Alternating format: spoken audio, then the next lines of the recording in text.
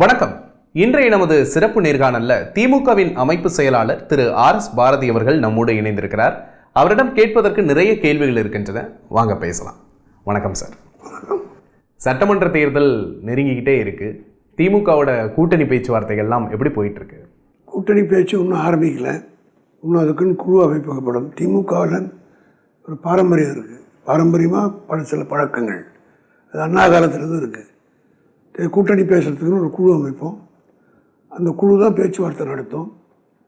இறுதி கட்டம் பேச்சுவார்த்தைகளில் உடன்பாடு ஏற்படலைன்னா அது தலைவர்கள் பேசி இறுதி ஃபைனலாக முடித்து அதுக்கப்புறம் தலைவர்கள் கையெழுப்பமிட்டு கூட்டாக உட்கார்ந்து வேட்பாளர் அந்த அக்ரிமெண்ட்டை படிக்கிறது வழக்கம். இன்னும் திமுக கூட்டணி அப்படிங்கிறது இன்னும் இந்த முறை பேச்சுவார்த்தை அப்படிங்கிறது சுமூகமாக இருக்குமா அப்படிங்கிற கேள்வி இருக்குது. ஏன்னா களம் தொடர்ந்து திமுகவோட கூட்டணியாக தொடர்ந்துக்கிட்டு இருக்கிற கட்சிகள் அங்கொன்றும் இங்கொன்றுமா கூட்டணி தொடர்பாக அவங்களோட கருத்துக்களை நம்ம பார்க்க முடியுது. இன்னொரு பக்கம் எதிர்முகாமில் இருக்கிற என்டிஏ கூட்டணி வெகு விரைவில் அந்த கூட்டணி ஃபார்ம் ஆகிறதையும் நம்ம பார்க்க முடியுது. ஏன் அந்த சுணக்கம் அப்படிங்கிறது? சுணக்கமே இல்லை.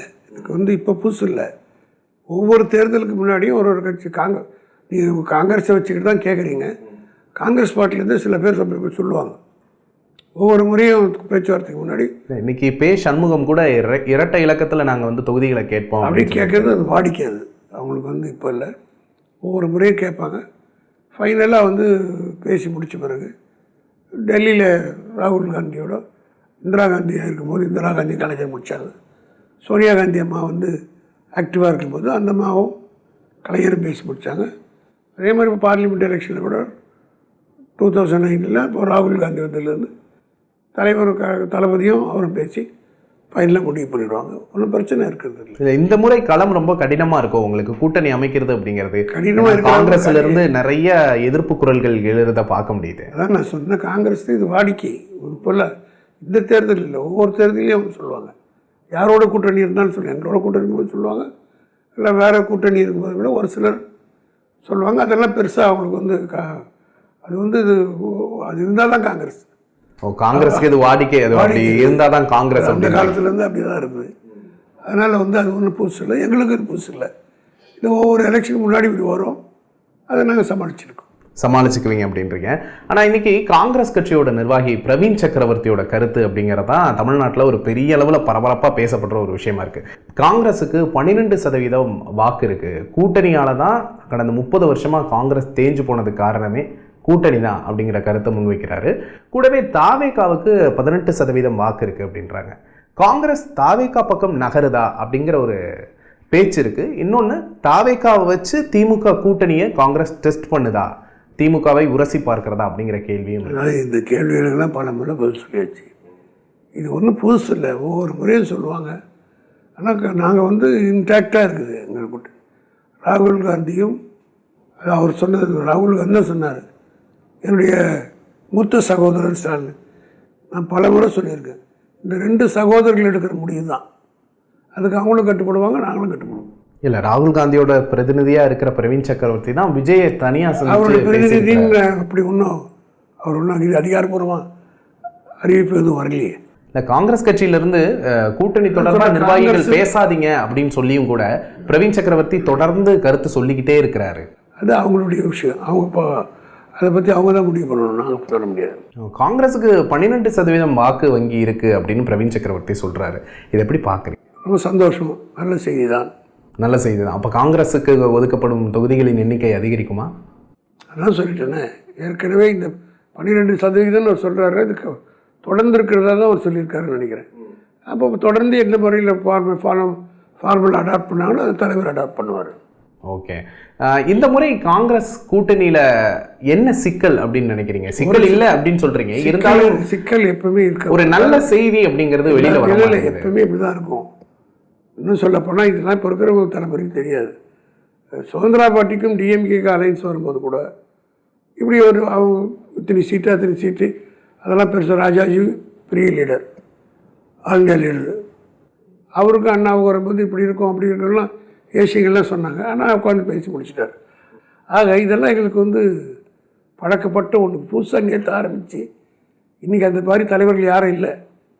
67 எலெக்ஷன் பார்த்தவங்க நான் பெருமைக்காக சொல்ல எங்களை போல ஒரு 4-5 பேர் தான் இன்னும் உயிரோடு இருக்கும்.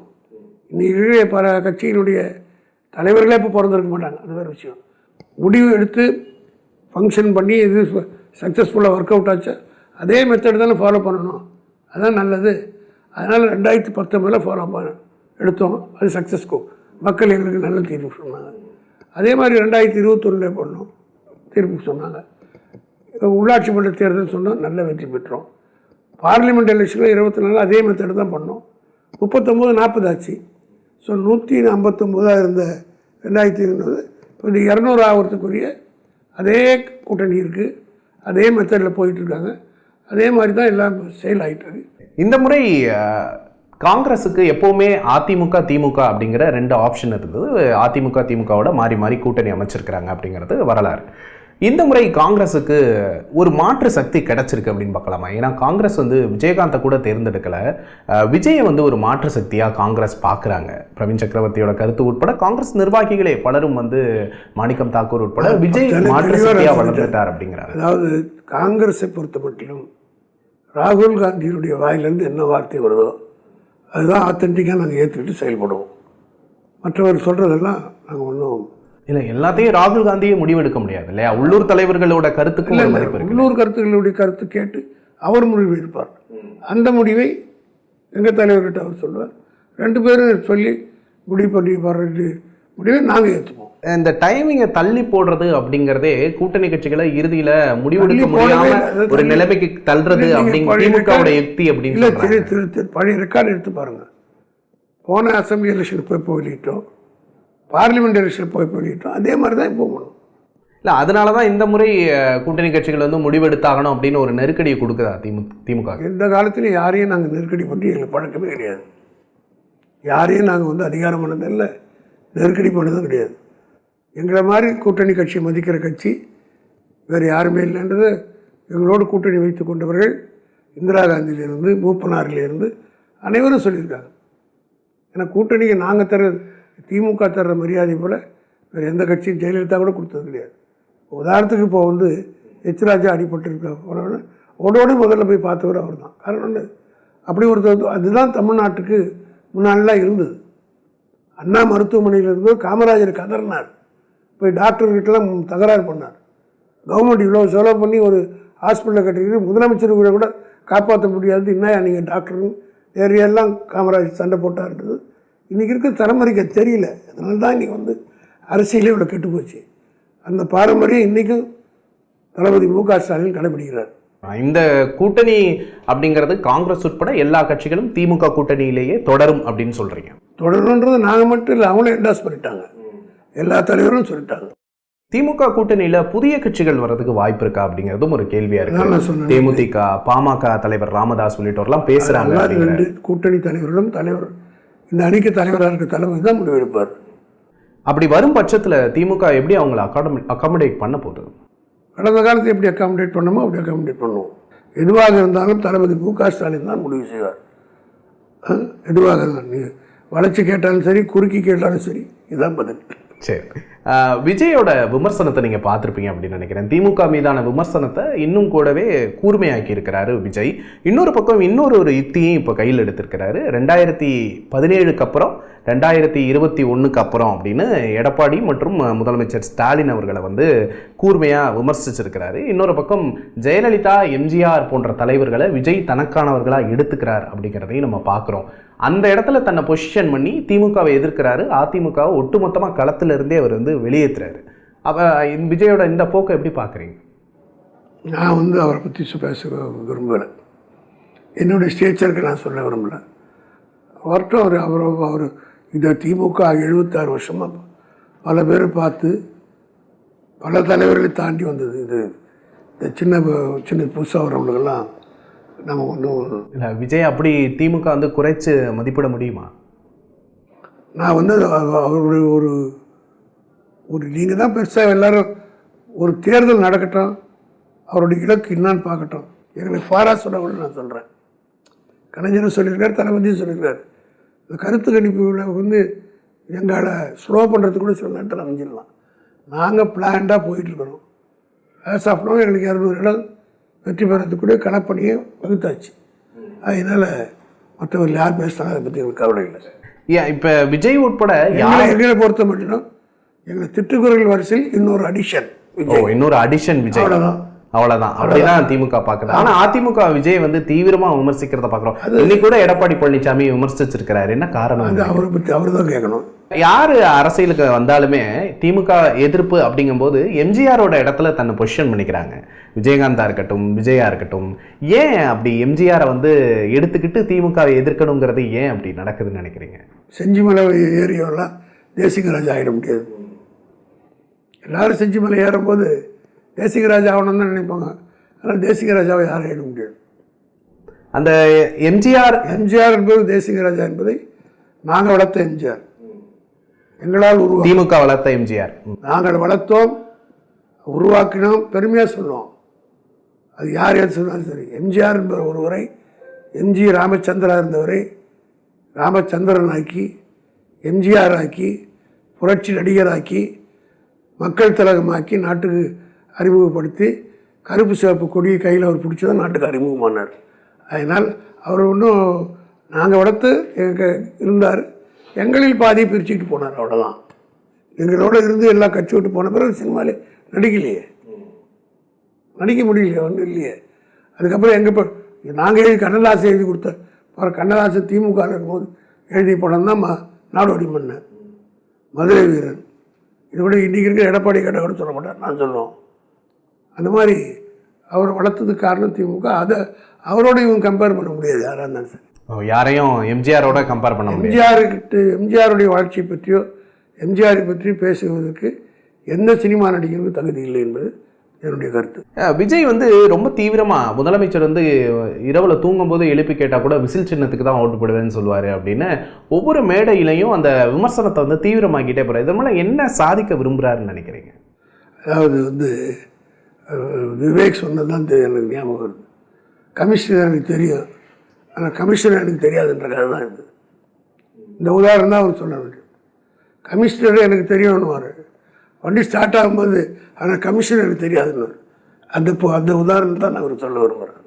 சரி, இப்போ இந்த முறை களம் திமுகவுக்கு எப்படி இருக்கிறது? எல்லா மாவட்டங்களையும் சரி, எங்கள் களம் ரொம்ப நாங்கள் 2 வருஷத்துக்கு முன்னாடியே ஆரம்பிச்சிட்டோம். 2,70,00,000 உறுப்பினர் சேர்த்துருக்கோம். இந்த 2,70,00,000 பேர் ஓட்டு போட்டாலே 50% ஆஃப் தி ஓட்டு.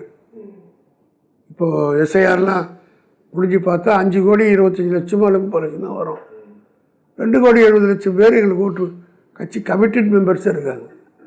மற்றும் காங்கிரஸ் எங்கள் கூட்டணியில் சேர்த்தா வி ஆர் வெரி கம்ஃபர்டபுள். அதனால் எங்கள் தலைவருக்கு அதனால தான் தெம்பாக இருக்கார். நாங்களும் தொடர்ந்து அதுக்காக வந்து ஆமை முயல் கதையை ஆகிடக்கூடாதுன்னு தான் களத்தில் எல்லா தலைவர்த்தையும் எங்கள் கட்சி தொடர்களையும் தோழமை கட்சி தொடர்களையும் ஃபீல்டில் இருக்கணும்னு வேலை செஞ்சுட்டு இருக்கோம். இன்னும் 70 நாள், இந்த 70 நாள் எங்கள் கட்சிக்காரங்க ரொம்ப தீவிரமாக வேலை செய்வாங்க. நிச்சயமாக தேர்தலில் 200க்கும் மேற்பட்ட இடங்களில் 1971 ஒரு ரெக்கார்டு 16 தொகுதி தான் பழைய காங்கிரஸ் ஜெயிச்சது. திமுக தலைவர் கலைஞருடைய கூட்டணியிலிருந்து ஏறத்தாழ 220 ஜெயித்தாங்க. அந்த ரெக்கார்டை உடைக்கணும்னா முக ஸ்டாலின் தான் உடைக்க முடியும். திமுகவுக்கு எதிராக ரொம்ப முயற்சி எடுத்து ஒரு அணியை கட்டமைச்சிருக்கு பாஜக. தினகரன் உள்ளிட்டோரெல்லாம் உள்ள கொண்டு வந்து இன்னும் ஓபிஎஸ், சசிகலா போன்றவரெல்லாம் இணைக்கிறதுக்கு முயற்சி நடக்கிறதா சொல்ல ஊடகங்கள் தான் அமைச்சது. இதே கூட்டணி தானே 2021 இருந்தது. போன 3 தேர்தல் என்ன இருந்தால் அதே ஸ்ட்ரென்த் தான் அவனுக்கு இருக்குது. என்ன கேட்டால் பல பேர் அதுலேருந்து வெளியே வந்துட்டாங்க. எங்ககிட்ட பாதி பேர் வந்துட்டாங்க. போன பார்லிமெண்ட் எலெக்ஷன் அப்போ அதிமுகவில் இந்த முக்கால்வாசி 4-5 பேர் முக்கியஸ்தர்கள்லாம் எங்கள் கட்சியில் வந்துட்டாங்க. மீறி பேர் நடிகர் கட்சி விஜய்க்கு போயிட்டாங்க. அப்போ எப்படி அது ஸ்ட்ராங்காக இருக்க முடியும்? அரித்மெட்டிக் பண்ணிக்க பாருங்கள், மைனஸ் ப்ளஸ் போய் பாருங்கள். பார்லிமெண்ட் எலெக்ஷன் அப்போது எந்தெந்த தலைவர் அவரோட இருந்தாங்க, அந்த தலைவரில் இப்போ நான் கூட சொன்னேன், எஸ்ஐஆர் கணக்கு நாங்கள் வந்து டெத்து, ஷிஃப்டடு, டபுள் என்ட்ரி எடுக்கிறோம். அவர் எஸ்ஐஆரே எடுத்தார். அவருடைய எஸ்ஐஆர் என்னன்னா டெத்து யாராரு இயற்கையாக செத்தவங்க அதிமுக, அது ஒரு லிஸ்ட் எடுத்துடுறாரு. அதுக்கடுத்து ஷிஃப்டடு, போன பொதுக்குழு இந்த பொதுக்குழு எவ்வளோ பேர் ஷிஃப்ட் ஆகிருக்காங்க. செங்கோட்டையன் ஷிஃப்டடு, மைத்திரியும் shifted, Anwar Raja shifted, Chinnasamy shifted, Manoj Pandian shifted, இப்படி ஒரு நீண்டப்பட்ட இன்னைக்கு காலையில் கூட ஒரு ஷிஃப்டாகி வந்துட்டாங்க. டபுள் என்ட்ரி ஒன்று வச்சுருக்காரு அவர். டபுள் மைண்டில் ஒன்று இருக்கிறாங்க இங்கே ஏடிஎம்கேல. விஜய் கூட போகலாமா, பிஜேபிக்கு போகலாமா, திமுகவுக்கு சில பேர் வரத்துக்கு விரும்ப போட மாட்டாங்க. அதிலே டபுள் மைண்டடாக இருக்கிறவங்க சில பேர் இருக்காங்க. அவங்க பேரெல்லாம் நான் சொல்ல விரும்பலை. யாரையும் சொல்லி பேச திட்ட முடியல இப்போ எங்களுக்கு. காரணம் நாங்கள் திட்டுறோம், வைத்திலிங்கத்தை திட்டிட்டு இருந்தோம், அவர் இங்கே வந்து சென்றார். அதனால் இந்த ஷிஃப்டடு டபுள் என்ட்ரிலாம் நமக்கு எடப்பாடிக்கு லிஸ்ட்டு வச்சுருக்காரு. எங்களுக்கு அது கிடையாது. நல்லா தெளிவாக போயிட்டுருக்குறோம். பாரம்பரிய யாரும் ஷிஃப்ட் ஆகலை, யாரும் டபுள் என்ட்ரியும் இல்லை. டெத்து சில பேர் ஆகிருக்கு. ஆக எங்கள் எஸ்ஐஆர் வந்து பர்ஃபெக்டாக இருக்குது. அவர் எஸ்ஐஆர் இதாக இருக்குது. திமுக இந்த தடவை தேர்தலில் ஜெயிக்கணும் அப்படின்னா எந்த விஷயத்தை நம்பி திமுக களமாடுது அப்படிங்கிறது உங்களோட எங்களுடைய ஆட்சியின் சாதனைகள். ஒவ்வொரு வீட்லையும் அட்லீஸ்ட் ஒருத்தராவது பெனிஃபிட் ஆகிருப்பாங்க. அது மட்டும் இல்லை, யாருமே நீங்கள் வந்து நான்லாம் 62லேருந்து எலெக்ஷன் பார்க்குறேன். நானே 4 முறை ஆளுநருக்கு சேர்மனாக ஜெயிச்சிருக்கிறேன். என்னதான் நீங்கள் செஞ்சாலும் தேர்தல் நேரத்தில் போகும்போது ஒரு முணுமுணுப்பு, ஒரு எதிர்ப்பு சக்தி இருக்கும். என்னதான் பாப்புலராக இருந்தாலும். ஆனால் இந்த முறை ஒரு முணுமுணுப்பே இல்லை. இதே மாதிரி ஒரு சினாரியோவை விஜயும் சொல்றாரு. ஒவ்வொரு வீட்லையும் ஒரு விஜய் இருக்கிறான், ஒவ்வொரு வீட்லையும் விஜய்க்கு ஓட்டு இருக்கு. ஒவ்வொரு படம் அவர் படம் பார்க்குறவங்க வீட்டுக்கு ஒருத்தர் இருப்பாங்க. அது நான் இல்லைன்னு சொல்லு. ஒவ்வொரு வீட்டில இருந்தும் ஒவ்வொரு விஜய் வாக்குச்சாவடியில சொல்லுவாங்க. படம் பார்க்குறவங்க ஒரு வீட்டுக்கு ஒருத்தராது இருக்கலாம். என் பையனை கூட பார்க்கலாம். படம் பார்க்குறவன்னா ஓட்டு போடுவான்னு சொல்ல முடியாது. எங்களோட பல்வேறு கேள்விகளுக்கு பதிலளிச்சிங்க. மிக்க நன்றி.